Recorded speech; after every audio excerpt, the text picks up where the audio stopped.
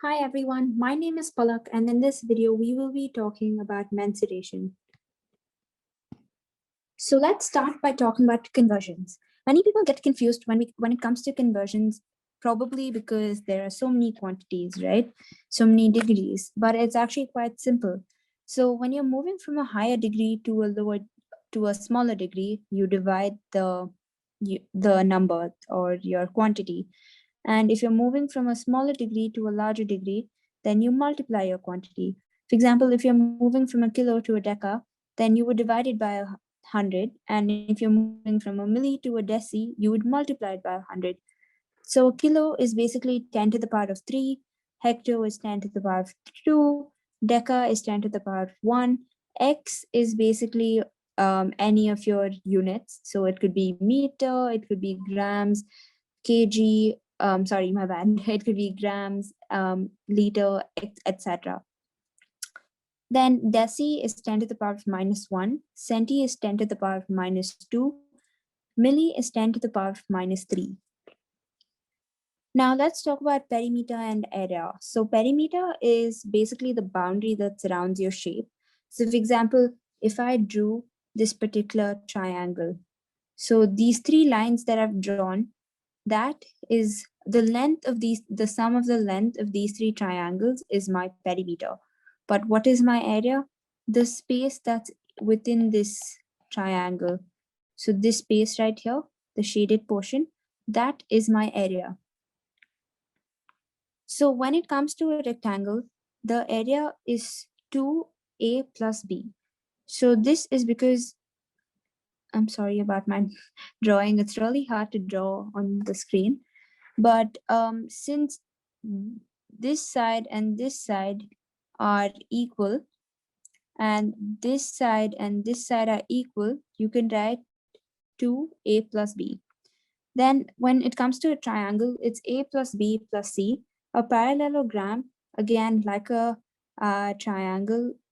So a parallelogram is something like this. So this side and this side are equal, and these two sides are equal. So you can write 2a plus b. And for a trapezium, it's a plus b plus c plus d, because all four of the sides are mostly different in length. So when it comes to area, the triangle, it's just the length into the breadth. And for a triangle, it's half base into height. For parallelogram, it's base into height. For a trapezium, it's 1 by 2, a plus b into height. So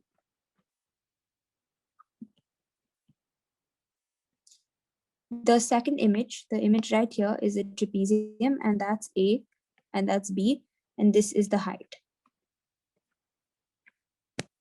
Now, let's look at another set of conversion. So it's based on the first set of conversion that we saw, but this is for the area, so it's unit square.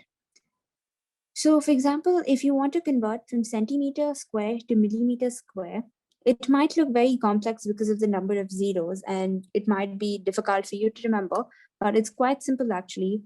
So if you're converting from centimeter to millimeter, then you would multiply the quantity by 10. But since it's centimeter square to millimeter square, you would multiply the 10. You would square the 10. So that's 100. So you multiply your quantity by 100. And if you're converting it from millimeter square to centimeter square, then you would divide it by 100. So let's do a simple question to understand what we've just learned. So now we have to find the area of a trapezoid. So the area of a trapezoid is basically 1 by 2 a plus b into h. And that is 1 by 2, 6 plus 10 into 4. And the answer is, moving on, let's talk about the perimeter and area of a circle. So the circle is the image shown here. So the perimeter, the circumference is basically this, right here.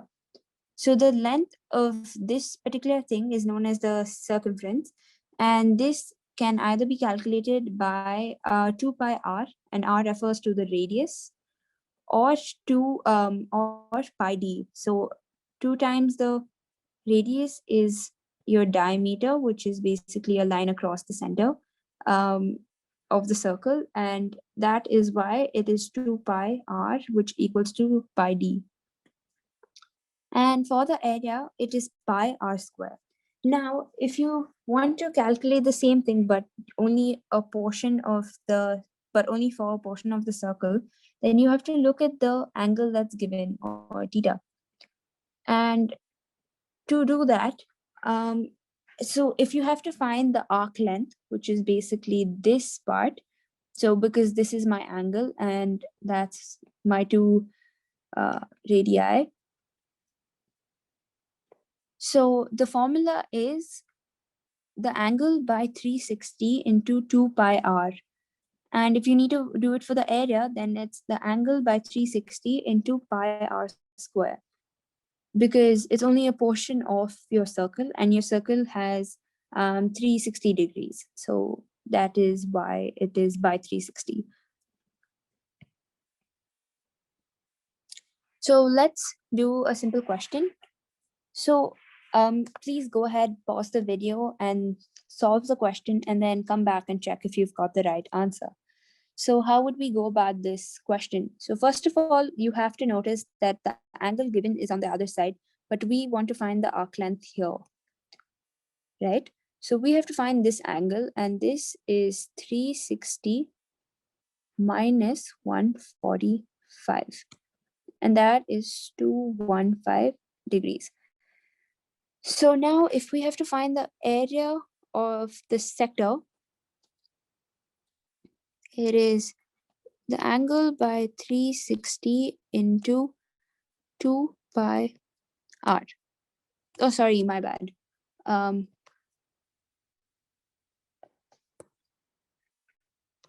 It is 2 pi r square.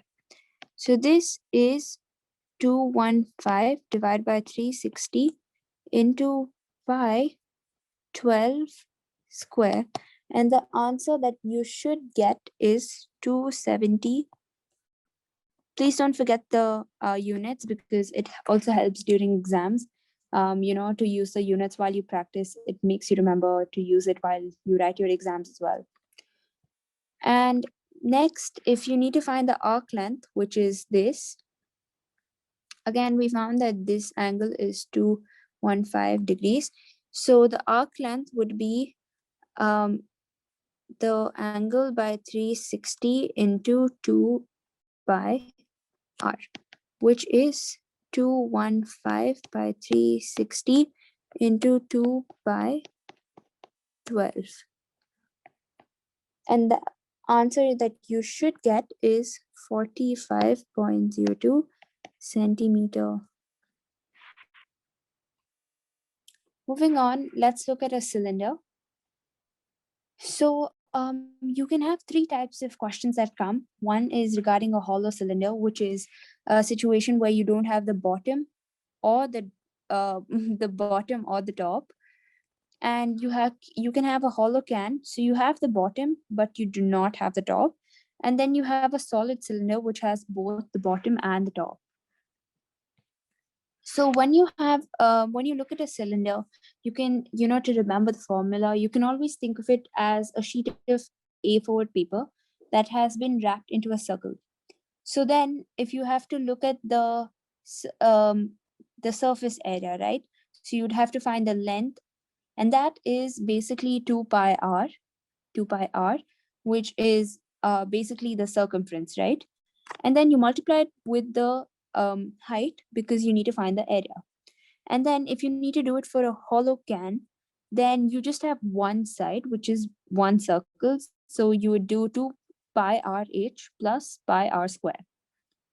And if you have to do it for a solid cylinder, which is basically with the two sides, then it's 2 pi r h plus 2 pi r square.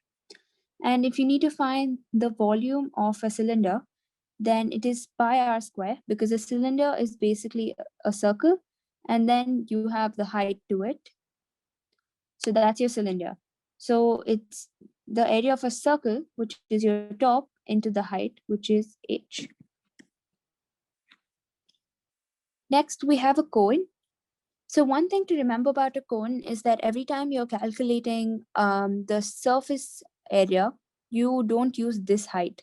You use the slant height, which is L. So you have two types of cones. One is with the top and one is without. So the one without is called a hollow cone. And if you have to find the surface area of the hollow cone, then it is pi r L, and L is the slant height. Again, it is not this height, it is the slant height. And then for the cone, it is pi r L plus the area of the circle, because you need to find the surface area, and the surface area is the sum of all the areas.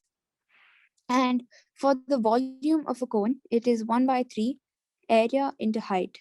So area refers to this, the area of the top, into the height. And this is the height. So over here you use this height and not this.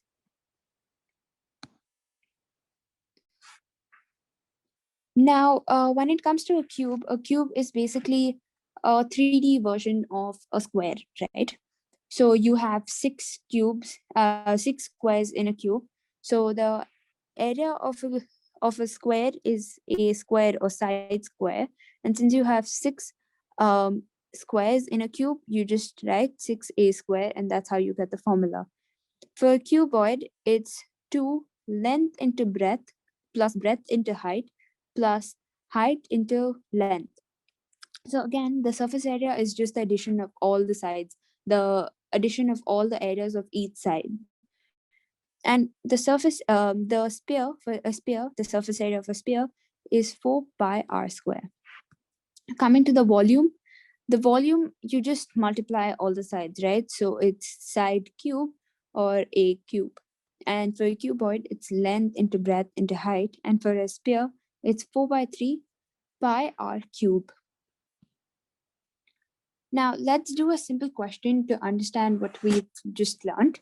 So this particular figure right here has two shapes, right? One is your cylinder, and you have two hemispheres, and two hemispheres basically make a sphere. So a hemisphere is half a sphere. So what we are going to do is we are going to find the volume, because it says 1 cube centimeter of solid has a mass of 2.3 grams, and we need to calculate the mass of the solid. So the volume of this, the total volume is equal to the volume of the cylinder plus the volume of the sphere, which is equal to pi r square h plus 1 by 4 by 3 pi r cube. So that's pi, and that's your radius. So 13 square into height is 25 plus 4 by 3 pi r, which is your radius, 13 cube. So the answer you get is 11244 centimeter cube. And now this is in centimeter cube, and it says 1 centimeter cube has mass of 2.3. So if one has 2.3 grams, 1 centimeter cube is equal to 2.3 grams, then 11244 centimeter cube is equal to how many grams? So that's 11244 into 2.3 grams, right? And that gives us about 25863 grams. But the question asks us to give it in kg. So the final answer is 5.8 kg. I hope that was clear. Now moving to capacity. So capacity is basically measured in liters. And the conversion over here, now we can see that your liters are being converted to centimeter cube. So milliliter, 1 milliliter is 1 centimeter cube. So 1 liter is 1,000 centimeter cube. And 1,000 liters is 1 meter cube. So this is quite commonly used even in sciences and like in various fields. So it's quite handy. So it's best to remember it. It's quite a simple conversion. So with that, we've come to the end of this video. And I really hope this video helped you understand this concept better.